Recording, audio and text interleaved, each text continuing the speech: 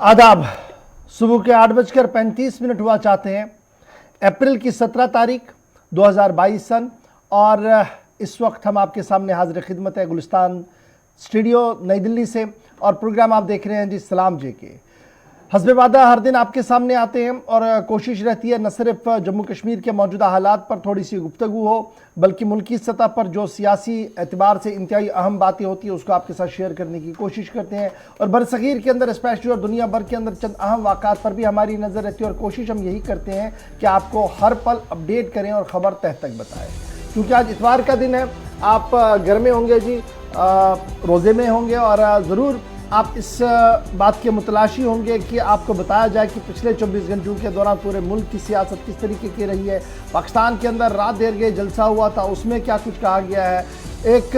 Love letter आया है, कहाँ का है वो, उस पर क्या रद्द अमल है वो भी आपको बताएंगे और भी कुछ अहम बातें रहेंगी। आप बने रहेंगे हमारे साथ 10 बजे तक। हर पल आपको नए अंदाज में नई खबर बताएंगे और साथ साथ मुझे उम्मीद है कि आप हमारे सोशल मीडिया प्लेटफॉर्म पर भी आएंगे। फेसबुक, ट्विटर, इंस्टाग्राम, यूट्यूब और कू को ज़रूर सब्सक्राइब कीजिएगा, शेयर कीजिएगा, लाइक कीजिएगा और अपनी आरा कमेंट्स के ज़रिए से ज़रूर हम तक पहुंचाइएगा ताकि हम प्रोग्रामों को मज़ीद बेहतर बनाएं। और स्पेशली इस मॉर्निंग शो में जब हम गुफ्तगू आपसे करेंगे तो आप अपने इलाके का अपडेट ज़रूर बताइएगा क्योंकि कुछ खबरें ऐसी है जहां पर आपका अपडेट आना बहुत ज़्यादा ज़रूरी है ताकि हुकूमत तक सही अक्कासी जा सके कि अफसरशाही जो रिपोर्ट दे रही है और आवाम जो रिपोर्ट दे रही है उसमें कितना फ़र्क है। उम्मीद है कि आप लगातार ट्रांसमिशन को देखते रहेंगे। फिलहाल करते हैं प्रोग्राम का आगाज़ और आगाज़ में आपको बताएंगे कि हिस्ट्री ऑफ द डे में आज क्या कुछ आसिफ रशीद के पिटारे में है। जी आसिफ, बहुत बहुत शुक्रिया आप सभी का हमारे साथ ज्वाइन करने के लिए। इतवार का दिन है और छुट्टी को आप उम्मीद है एंजॉय कर रहे होंगे और साथ साथ गुलिस्तान न्यूज़ आप बराह रास्त नशरियात न सिर्फ टेलीविजन स्क्रीन पर, इसके अलावा सोशल मीडिया साइट्स पर भी देख रहे होंगे, हमारे साथ ज्वाइन करेंगे और साथ साथ जैसे जैसे हम आगे बढ़ेंगे तो अपनी आरा से हमें आगाह भी करते रहें कॉमेंट्स के जरिए। आगाज़ तय फॉर्मेट के मुताबिक यानी हिस्ट्री ऑफ द डे से। आज खास क्या है, 17 तारीख है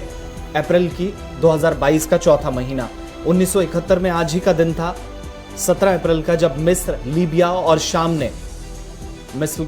आज के दिन मिलकर मुत्तहिदा अरब रियासत बनाई। तीन मालिक ने आज के दिन हाथ मिलाया। 1971 में यह बड़ा फैसला मिस्र, लीबिया और शाम ने लिया था। 1982 में आज ही का दिन था जब अमेरिका ने नेवाडा के टेस्ट साइट पर जौहरी तजुर्बात किए और कामयाबी हासिल हुई। साल 1982 में दिन था आज ही का यानी 17 अप्रैल। 1959 में 14वें दलाई लामा तेनजिंग्या तोसोत जो कि तिब्बत से हिजरत करके हिंदुस्तान आज के दिन आ गए थे और उसके बाद हिंदुस्तान से इनका बहुत लंबा नाता है और आज तक हिंदुस्तान के अंदर दलाई लामा और उनके चाहने वाले बड़ी तादाद में भी रहते हैं। 1971 में बांग्लादेश का क़याम अमल में लाया गया। 17 तारीख का दिन पड़ोसी मुल्क बांग्लादेश के लिए सबसे अहम, वहाँ पर भी तैयारियाँ और तकारीब का अहतमाम बड़े पैमाने पर कल से ही किया जा रहा है। 1951 में चीन ने कोरिया में जंगबंदी से आज के दिन इनकार कर दिया था। दोनों के दरमियान तनाव खत्म हो, दोनों बातचीत करें, लेकिन इन सारी कोशिशों पर चीन ने आज के दिन पानी फेरते हुए कहा था कि वो कोरिया के साथ किसी भी मुआहदे पर दस्तखत नहीं करेगा, जंगबंदी से इनकार कर दिया था। साल था 1996 में जब श्रीलंका ने ऑस्ट्रेलिया को हराकर वर्ल्ड कप जीता। आज के दिन श्रीलंका वर्ल्ड चैंपियन बना था। 1996 का क्रिकेट वर्ल्ड कप जो 50 ओवर का होता है उसमें कामयाबी हासिल की थी और टीम के जो जबरदस्त स्पिनर, मायानाज स्पिनर मुथैया मुरलीधरन का आज के दिन बर्थडे भी है, योम पैदाइश भी है। तो आज ही का दिन था जब श्रीलंका ने कामयाबी हासिल की थी जिसका हिस्सा मुथैया मुरलीधरन भी थे। 1946 में आज ही का दिन था जब शाम ने फ्रांस से आज़ादी का बाकायदा ऐलान किया। 17 अप्रैल शाम आज योम आज़ादी मना रहा है और 1977 के अंदर हिंदुस्तान में एक अहम पेशरफ्त के तहत स्वतंत्र पार्टी भारतीय जनता पार्टी या जिसे आज आप कहते हैं इस पार्टी में शामिल हुई जिसे जनता पार्टी का नाम दिया गया था और स्वतंत्र पार्टी जनता पार्टी में 17 अप्रैल 1977 को जम हो गई आज के दिन। हिस्ट्री ऑफ द डे में यह अहम बातें थी, आप तक पहुंचाना जरूरी थी, लेकिन अब प्रोग्राम का आगाज करेंगे उस खबर के साथ जिसमें भारत और पाकिस्तान के बेहतर ताल्लुकात की उम्मीदें की जा रही है और मुस्बत पैगामात सरहद के इस तरफ से और उस तरफ से भी सामने आ रहे हैं। चलिए जनाब, शुरुआत करते हैं भारत पाकिस्तान की खबर से क्योंकि खबर सामने आ रही है कि पाकिस्तान के नौ मुंतखबा वज़ीर आज़म शहबाज शरीफ की तरफ से एक ख़त रवाना किया गया है और वो ख़त दफ्तर खारजा को मौसूल हुआ है जिस ख़त के अंदर भारत पाकिस्तान के रिश्तों को बेहतर बनाने के हवाले से कई अहम तजवीज़ें रखी गई हैं। यानी शहबाज शरीफ का लव लेटर आया है वज़ीर आज़म मोदी के नाम, जिसमें यह कहा गया है कि दोनों मुल्क आपस में मिल बैठकर तमाम मसाइल का हल निकाल सकते हैं। यानी बशमूल जम्मू कश्मीर के मामले पर शहबाज शरीफ का मानना है कि मज़ाकरात ही एक वाहिद रास्ता है, मीनिंगफुल डायलॉग्स के ज़रिए से ही, बातचीत के रास्ते से ही भारत पाकिस्तान के जो दीरीना मामलात हैं उन पर पेशरफ्त हो सकती है। शहबाज शरीफ के इस खत के मुताबिक जो ज़राया से हमें बताया जा रहा है कि इस खत के अंदर, इस खित्ते के अंदर, भारत पाकिस्तान इस पूरे खित्ते के अंदर अमन और सलामती को यकीनी बनाने के लिए मज़ाकरात ही वाहिद रास्ता है। अब याद रखिएगा, यह खत किताबत का सिलसिला कब शुरू हुआ था। आपको याद होगा कि 11 अप्रैल को जब शहबाज शरीफ पाकिस्तान के वज़ीर आज़म बने, उसके चंद घंटों के अंदर अंदर वज़ीर आज़म नरेंद्र मोदी की तरफ से ट्विटर पर उन्हें मुबारकबाद दी गई और नेक ख्वाहिशात का इजहार किया गया। उसके रद्द अमल में जहां शुक्रिया ट्विटर पर ही शहबाज शरीफ ने जारी किया, वहीं पर अब बाज़ाब्ता तौर पर डिप्लोमेटिक चैनल से और पाकिस्तानी ज़राया ब्लॉग और भारत के अंदर जो डिप्लोमेटिक सोर्सेज हमारे हैं उनका मानना है कि बाज़ाब्ता तौर पर एक ख़त लिखा गया है शहबाज शरीफ की तरफ से वज़ीर आज़म नरेंद्र मोदी के नाम, जिसमें तमाम तर तस्वीर मतलब मामलात पर गुफ्तगू के ज़रिए से मसाइल का हल निकालने की बात और वकालत की गई है। ये तो ख़त आया है, लेकिन दफ्तर खारजा के जो ज़राया हमारे हैं वो क्या कुछ कह रहे हैं। कह रहा है कि अगर ख़त आया भी होगा तो अभी वो हालात नहीं है कि इस खत के हवाले से कोई संजीदगी भारत की तरफ से दिखाई जाएगी। एक रस्मी खत होता है, एक नए मुंतखबा वज़ीर आज़म वहाँ पर बने हैं, यहाँ से मुबारकबादी का पैगाम गया था, वहाँ से नेक ख्वाहिशात और कुछ तजावीज़ आई हैं, लेकिन उस पर रद्दअमल किया जाए शायद ये मुमकिन नहीं है, क्योंकि पाकिस्तान की सियासत जो इस वक्त है वो इंतहाई नाजुक दौर में चली गई है। शहबाज शरीफ कितने अरसे तक वहाँ पर वज़ीर आज़म रहेंगे शायद ये कहना मुश्किल नहीं है, क्योंकि कल और पिछले कई दिनों से जो कुछ वहाँ पर हो रहा है उससे साफ लग रहा है कि पाकिस्तान के अंदर सियासी अदम इस्तेकाम है। इसलिए मस्बत और मीनिंगफुल डायलॉग का शुरू करना यहाँ पर मुमकिन नज़र नहीं आ रहा। दिफाई और अस्करी ज़रायों का मानना है कि जनाब ठीक है, पॉलिटिकल सेटअप पर खत किताबत तो होती रहती है, लेकिन बुनियादी मामला है सरहद पार दहशतगर्दी का, जिस पर अभी तक भी कोई बड़ा बयान शहबाज शरीफ की तरफ से नहीं आया है। और जब तक वहाँ पर कायम जो कैंप्स और दीगर चीज़ें हैं उन्हें मुकम्मल तौर पर बंद नहीं किया जाता, तब तक शायद मुज़ाकराती अमल में आगे बढ़ना दोनों मुल्कों के लिए मुनासिब नहीं होगा। यहाँ मुल्क के अंदर 2024 के अंदर चुनाव है और उससे पहले पाकिस्तान के साथ बातचीत शायद ये मुमकिन ही नहीं है। तो ये सारे तज्जिए तब हम आपके सामने रख रहे हैं जब ख़त की बात आई थी, और ये ख़त शहबाज शरीफ ने लिखा था, और जब हमने इसको एनालाइज करने की कोशिश की मुख्तलिफ एंगल से, तो जो वहाँ से बात बताई गई कोट अनकोट करके हमने आपको रख दी। फिलहाल शहबाज की एक और पहल, खत लिखा गया वज़ीर आज़म नरेंद्र मोदी के नाम, तस्वीर तलब मामलात पर गुफ्तगू की बात कही गई है, लेकिन अब देखना होगा कि भारत सरकार की तरफ से डिप्लोमेटिक चैनल्स के जरिए से क्या कुछ जवाब इस पर दिया जाएगा। कल तक का इंतजार कीजिएगा, हफ्तावार ब्रीफिंग कल होगी, देखना होगा कि दफ्तर खारजा कल इसको किस तरीके से इस खत को लेते हैं। तो ये बात थी जनाब भारत पाकिस्तान के हवाले से, लेकिन जब पाकिस्तान की गुफ्तगू हो रही है, जरा पाकिस्तान की एक और खबर भी आपको बताते चले, जहां मैदानी जंग में तब्दील हुई पंजाब की असेंबली, सूबा पंजाब की असेंबली कल मैदानी जंग में तब्दील हुई, और इसी जंग ज़दा इलाके की सूरत हाल को देखते हुए कई मेंबरान जहां जख्मी हुए, वहीं पर कुछ लोगों को मार्शल आउट भी किया गया। तस्वीरें आपके सामने हैं जहां पंजाब असेंबली के अंदर हंगामा आराई पर मुकदमा भी अब दर्ज कर लिया गया है, और पुलिस के मुताबिक मुकदमा पंजाब असेंबली के जो सार्जेंट 8 आर्म्स की मदियत में दर्ज किया गया है, और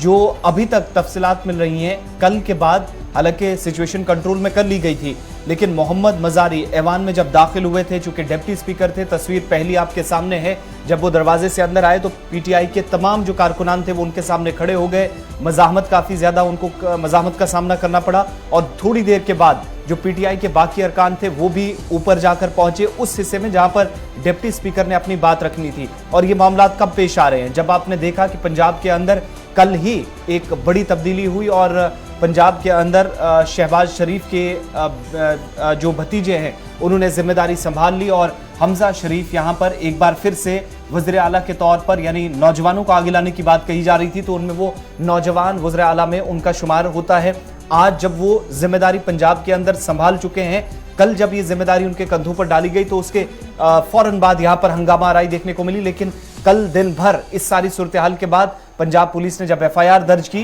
तो असेंबली को तकरीबन 6 घंटों तक के लिए बंद कर दिया गया, मगर इस दौरान कई लोग जख्मी भी हुए हैं। लेकिन सबसे ज्यादा जो तस्दीक की जा रही है कि जख्मी अगर इनमें हुआ है तो वो डिप्टी स्पीकर, जिन पर सबसे पहले पीटीआई के अरकान ने दाखिले के वक्त हमला किया और उसके बाद उनको वापस बचाते बचाते जब बाहर लिया जा रहा था। जब हम ये सारी तस्वीरें देखें तो अपने कौफ लीग के जो रहनुमा थे, जो वज़ीर आला की हैसियत से वहाँ पीटीआई के नुमाइंदे भी थे,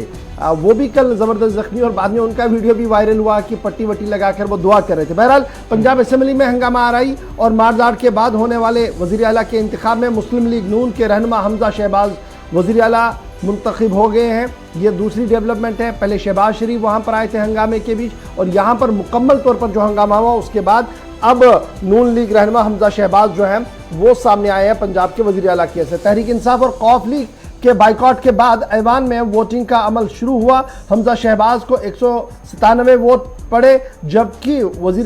परवेज इलाही को कोई वोट नहीं पड़ा। परवेज इलाही बड़े जख्मी हुए थे, वो थोड़ी देर में अगर वो तस्वीर भी है तो वो भी जरा चलाइएगा। पंजाब असेंबली का इजलास डिप्टी स्पीकर मोहम्मद मजारी की ज़ेर सदारत जब जो ही शुरू हुआ तो ये हंगामे की तस्वीर वहाँ पर देखने को मिली, जिसके बाद डिप्लॉयमेंट पुलिस को लाना पड़ा और कुछ लोगों को बाहर निकालना पड़ा, और उसी हंगामों के बीच ये सारी चीज़ें जो हैं वो चलिए। तो ये तो पंजाब की एक और तस्वीर थी जो हमने आपके सामने रख दी, और पीटीआई के कारकुनों की गिरफ्तारी का अमल भी लगातार जारी है। बात जरा फटाफट से तीसरी बड़ी खबर की ओर आते हैं और उसके बाद जरा जम्मू कश्मीर की खबरों का भी रुख करते हैं। तीसरी बड़ी खबर क्या कुछ है? पीटीआई का जलसा मुनक्किद हुआ कराची में। पीटीआई का जलसा यानी इमरान खान की सरबराही में एक बहुत बड़ा जलसा हुआ है, और इस जलसे को तारीख साज जलसा करार दिया जा रहा है।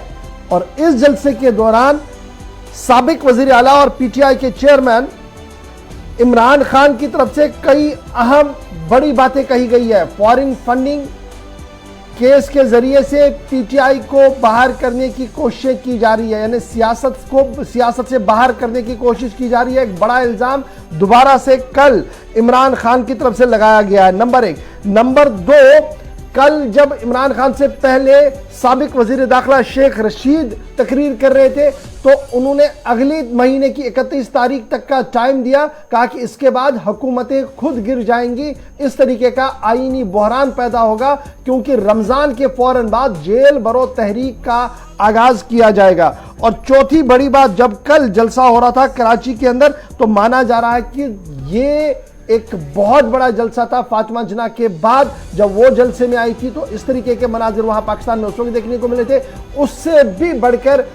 मनाजिर जो है वो यहां पर आए, और काफी संगीन इल्जामात भारत पाकिस्तान से लेकर रूस से लेकर अमेरिका तक कल इमरान खान ने अपनी बात रखी है। क्या कुछ इमरान खान ने कहा, फटाफट से जरा सुन लीजिएगा। बंगाल का जो मुगल सल्तनत का गवर्नर था सिराजुद्दौला, उसने अंग्रेजों के साथ मिलके उससे गद्दारी की और बंगाल अंग्रेजों के हाथ में चला गया। तो मेरे पाकिस्तानियों सुनो, जो मुगल सल्तनत का सबसे अमीर और खुशहाल सूबा था वो बंगाल था, और मीर जाफर की गद्दारी की वजह से वो अंग्रेजों के हाथ में चला गया। जानते हैं उसके बाद बंगाल से क्या हुआ? बंगाल के ऊपर अंग्रेजों ने टैक्स लगाए, किसानों से उन्होंने पैसा निकाला, किसान गरीब हो गए, कहत पड़ गया,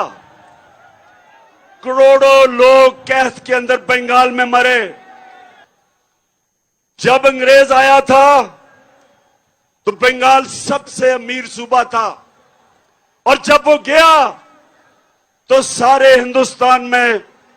बंगाल सबसे गरीब सूबा रह गया।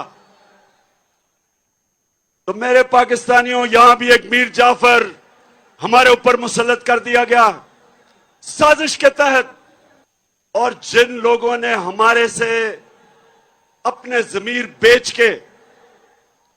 जो लौटा हुए थे, इनसे भी मुलाकातें करनी शुरू कर दी। और फिर वो कई सहाफी जो खास तौर पे इस साजिश में मुलव्विस थे, वो भी अमेरिकी में एम्बेसी में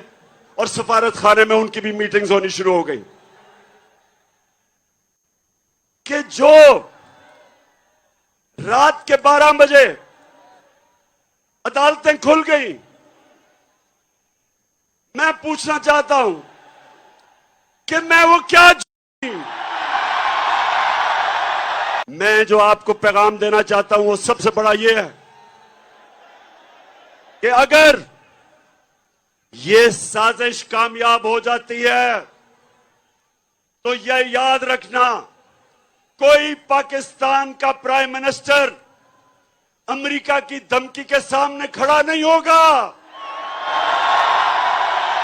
60 स्कूल के बच्चे मर गए, कई दफा जनाजों पे ड्रोन अटैक, शादियों पे ड्रोन अटैक, गांव के अंदर 400 ड्रोन अटैक हुए। तो सवाल ये पूछता हूं मैं कि एक धमकी दी अमेरिका ने और हमने अपने मुल्क की तबाही की, तो मेरे से जब क्या गिला अमेरिका को, मैंने अमेरिका का क्या बिगाड़ा है? मैंने सिर्फ उनको यह कहा, जब मेरे से इंटरव्यू में पूछा कि आप अमेरिका को बेस देंगे यानी कि फिर से उनकी जंग में शरीक होंगे, तो तब मैंने कहा एब्सोल्युटली नॉट। पाकिस्तानियों, ये हमें क्या समझते हैं कि एक जमानत के ऊपर डाकू को प्राइम मिनिस्टर बना दिया और जमानत में इसका जो बेटा है वो चीफ मिनिस्टर पंजाब का बन गया। माइंड था इस सारी साजिश का, लंदन में बैठ के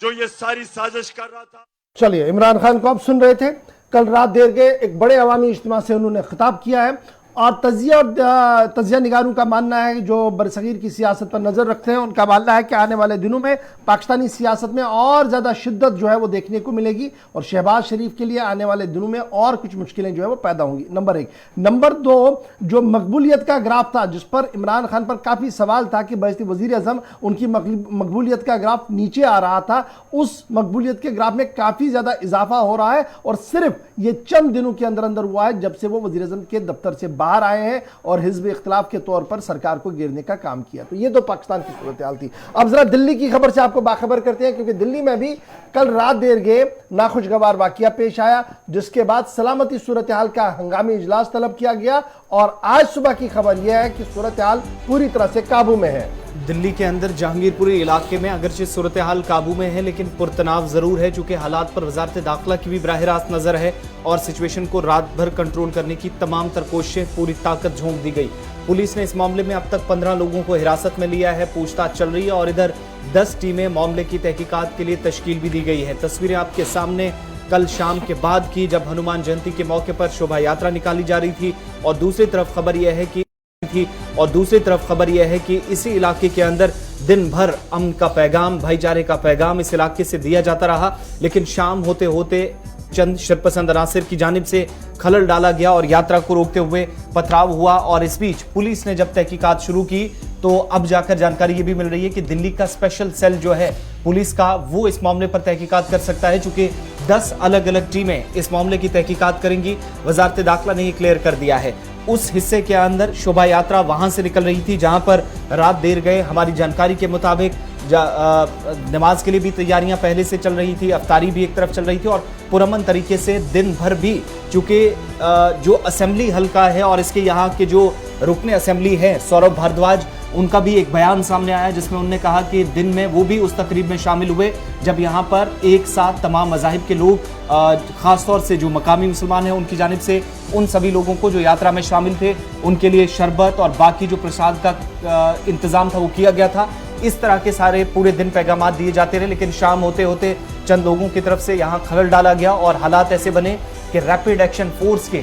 200 के करीब एहलकार जो इस वक्त भी यहाँ तैनात है, दिल्ली पुलिस लगी है, सेंट्रल एजेंसीज के लोग हैं, सेंट्रल आर्म्ड पुलिस फोर्सेस के एहलकार, रात देर गए से 500 से ज्यादा इनकी तादाद है और सिर्फ जहांगीरपुरी नहीं, पूरी दिल्ली के अंदर सिक्योरिटी अलर्ट जारी कर दिया गया। इधर उत्तर प्रदेश, पंजाब और जम्मू कश्मीर की तरफ जाने वाले तमाम रास्ते जो है वहां पर भी इस वक्त काफी सख्त नजर रखी जा रही है ताकि इस तरह के मजीद वाकयात से बचने के लिए पुलिस या सिविल इंतजामिया अगर कहीं कार्रवाई करे तो बासानी कर सके। दिल्ली के अंदर जहांगीरपुरी के इस इलाके में फिलहाल इस वक्त खबर यह है सिचुएशन कंट्रोल में है, लेकिन हालात पर अब भी नजर पुलिस की है, दीगर सिक्योरिटी फोर्सेस की है, ताकि मजीद कार्रवाई इस तरह की कोई ना हो। चूंकि रात से जो मुतालबात कुछ सियासी लीडरान के और सोशल मीडिया पर कुछ बयानात जो है, पुलिस ये मानती है कि वो भी बयानात कुछ ऐसे हैं जो इश्तिआल अंगेज हैं या फिर भड़काने वाले हैं, प्रोवोकेशन वाले हैं। इसलिए ऐसी तमाम अफवाहों से, तमाम ऐसे गलत बयानियों से बचा जाए जहां पर किसी भी तरीके से किसी जानी या माली नुकसान की खबर सामने आई। रात देर गए जो ये सब हुआ उसमें तकरीबन 7 से 8 गाड़ियां जो फूंक दी गई, नुकसान गाड़ियों को हुआ, मकानात को कोई नुकसान नहीं हुआ, लेकिन दुकानों से ज़रूर बॉटल्स, पत्थर, ईंटें जो जिस किसी के हाथ में आया इस एहतजाज के दौरान वो फेंका गया सड़कों पर, और चंद पुलिस एहलकार भी जख्मी हुए हैं जिनमें एक इंस्पेक्टर भी है, और सभी की हालत फिलहाल मुस्तकम बताई जाती है। कुल मिलाकर जो अभी तक जानकारी है दिल्ली के इस हिस्से के अंदर, चूंकि पिछली जो चार्जशीट दिल्ली ने फाइल की थी 2019-20 में जो दंगे हुए थे, जो फसादात हुए थे, उसमें भी इस इलाके का नाम था। यहाँ पर भी कुछ शरपसंद अनासिर की जानिब से उस वक्त माहौल को ख़राब करने की कोशिश की गई थी और अमन कानून की सूरत हाल को बिगाड़ने में कई लोगों ने अपना हाथ यहाँ पर रखा था या रोल प्ले किया था। उन सारे लोगों पर नज़र रखने के लिए और मुलव्वसिन के खिलाफ कार्रवाई करने के लिए तमाम एजेंसियां मुतहरिक हैं। जहां पर एक तरफ दिल्ली के पुलिस कमिश्नर ने मुसलसल वो रात से ट्वीट्स कर रहे हैं कि सूरत हाल कंट्रोल में है, नज़र बहुत करीब से रखी जा रही है। वजारत दाखिला की जानिब से भी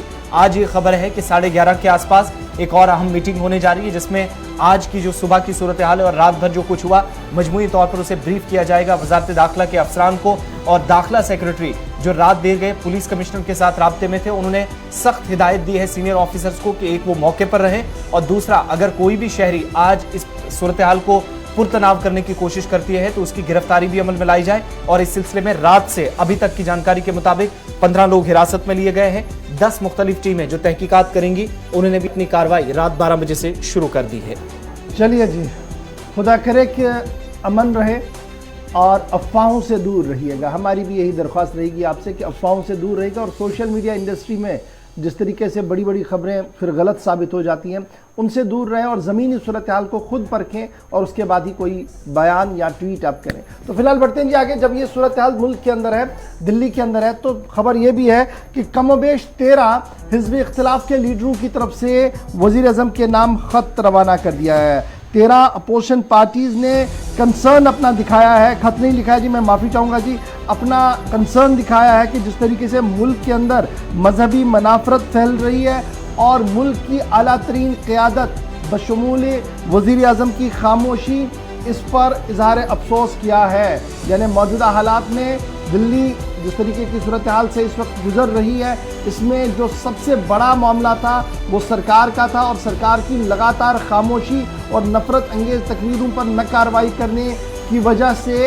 अब हिज़्ब इख्तिलाफ के 11 लीडरों ने अपना मुश्तरका एलानिया जारी कर दिया है, और उस एलानिया के अंदर उन्होंने तनकीद की है वज़ीर आज़म और वज़ीर दाखिला की लगातार खामोशी की वजह से ही आज मुल्क के अंदर इस तरीके के हालात हैं। कहा गया है कि अगर वज़ीर आज़म एक बार खुलकर इसकी मजम्मत करते हैं और सख्त तहकीकात करके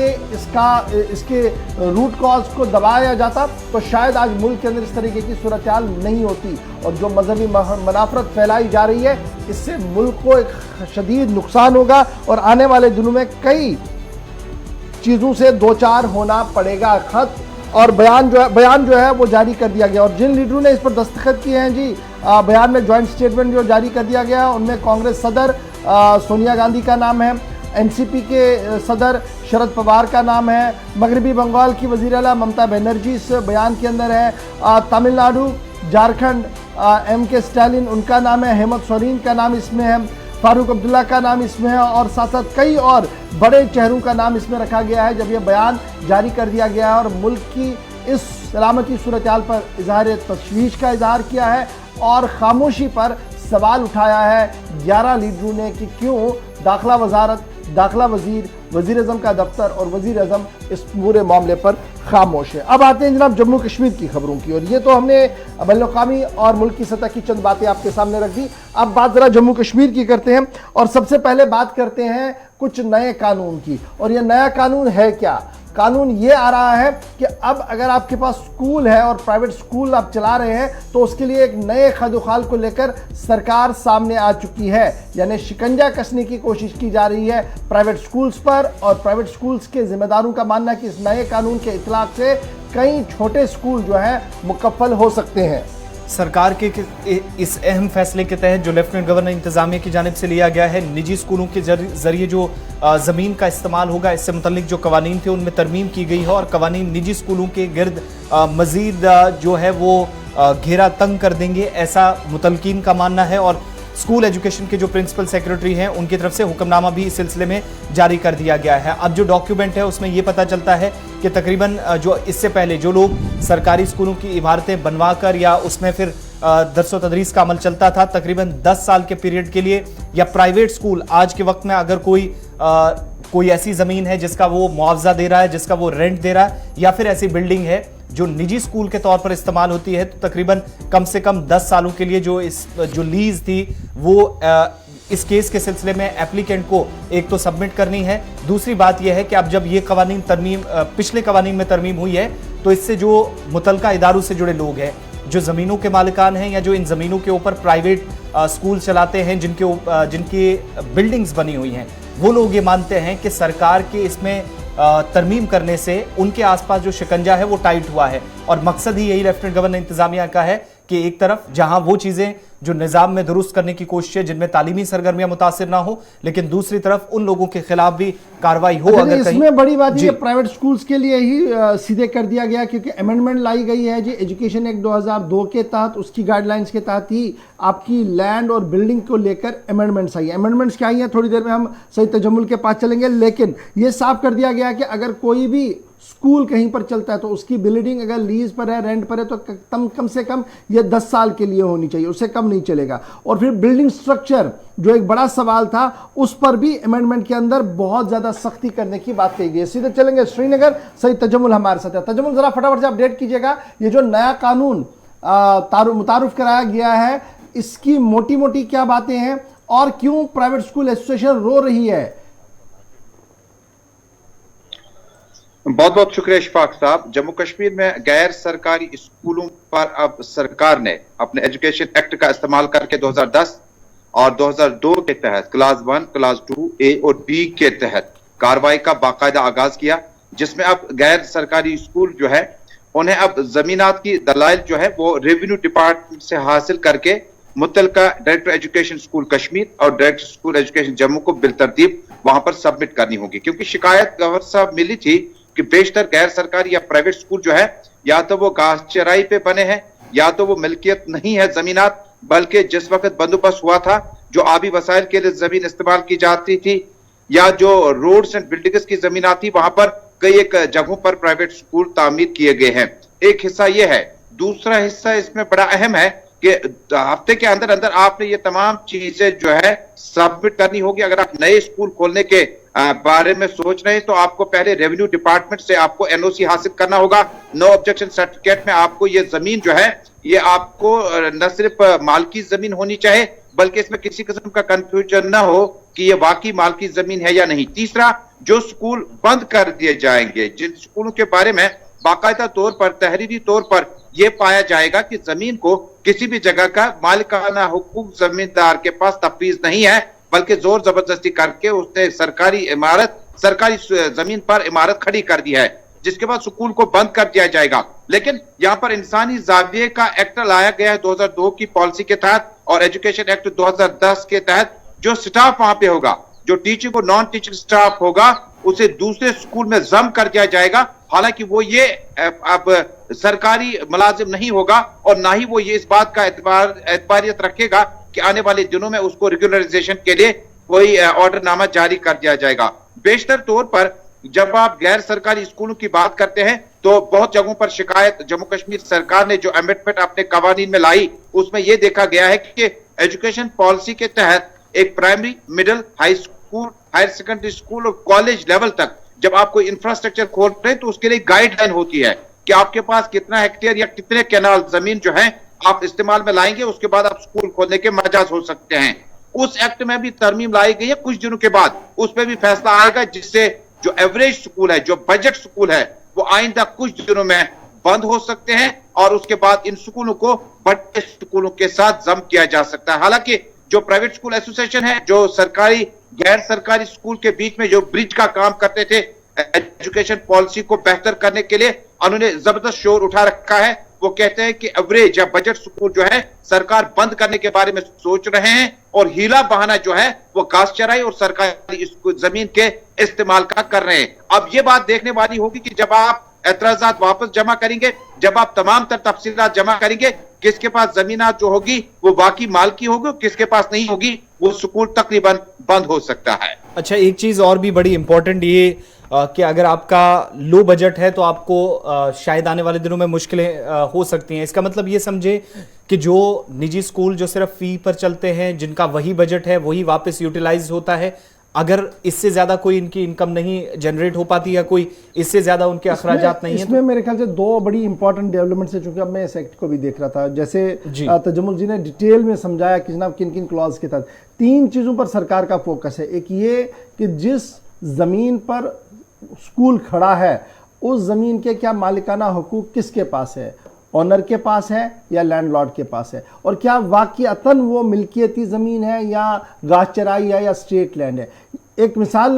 जो सामने आ रही है वो ये भी कि कुपवारा में ऑलरेडी एक कमेटी तश्कील दे दी कि जिसने कई स्कूलों को आइडेंटिफाई कर दिया कि जनाब यहाँ पर तो स्कूल बनाया गया, लेकिन जिस आदमी से ज़मीन ली गई है उसकी तो ये ज़मीन ही नहीं है, ये तो स्टेट लैंड है। तो ये सारी चीज़ें हैं कि पहले ये आइडेंटिफाई किया जाएगा कि क्या ये ज़मीनें जिन पर स्कूल खड़े किए गए हैं ये स्कूल मालिकाना हक में आते हैं या नहीं आते, नंबर 1। नंबर 2, जहां जहां पर नहीं होगा डी रजिस्ट्रेशन उनकी हो जाएगी, यानी उनकी रजिस्ट्रेशन कैंसिल हो जाएगी। और चूंकि ये प्रोसेस बहुत पहले शुरू होना था लेकिन देर से शुरू हुआ। अब जो हमारे जराया हैं वो ये भी बता रहे हैं कि जनाब ये यहां पर नहीं रुकना है जी, इसको और क्लासिफाई किया जाएगा और खोल दिया जाएगा, क्योंकि कुछ इदारे, मजहबी इदारे भी बने हैं जम्मू कश्मीर के अंदर सन 1990 के बाद, और उन इदारों ने भी कहीं पर स्टेट लैंड और कहीं पर घास चराई की ज़मीनों को इस्तेमाल किया है। वहाँ पर भी स्टेट गवर्नमेंट काफ़ी सख्त है और देखा जा रहा है कि क्या कुछ यहाँ पर किया जाए, क्योंकि स्टेट लैंड को रिसीव करने का जो मामला है वो सुप्रीम कोर्ट की डायरेक्शंस भी है, ऑनरेबल हाई कोर्ट की भी डायरेक्शंस है,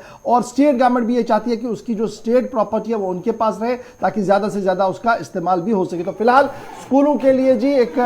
बुरी खबर है, क्योंकि सरकार ने फैसला ले लिया है कि वो ज़मीनी सूरत हाल पर जाकर ज़मीन को चेक करेंगे, आपके बिल्डिंग परमिसेस को चेक करेंगे। प्लेग्राउंड है नहीं है, क्योंकि बहुत सारे स्कूल हमने ऐसे भी देखे, मतलब सड़क तो है लेकिन प्लेग्राउंड नहीं है, मॉर्निंग प्रेयर के लिए उनके पास जगह नहीं है, असेंबली के लिए उनके पास जगह नहीं है। तो ये सारे जो क्राइटेरियाज हैं उन्हें पुर करना होगा, तभी जाकर आप स्कूल कहीं ना कहीं चला सकते हैं। छोटा सा ब्रेक, और ब्रेक के बाद आपको बताएंगे कि जम्मू कश्मीर के अंदर मौसमी सूरत हाल क्या कुछ कह रही है, और फिर आपको यह भी बताएंगे कि मुलाजमीन जा रहे हैं जी हड़ताल पर, क्यों हड़ताल होगी उस पर गुफ्तगू करेंगे, और वादी कश्मीर के लोग सहरी और इफ्तारी के वक्त क्यों परेशान है और क्यों दर्द सर बना है पीडीडी डिपार्टमेंट। डिटेल छोटे से ब्रेक के फौरन बाद।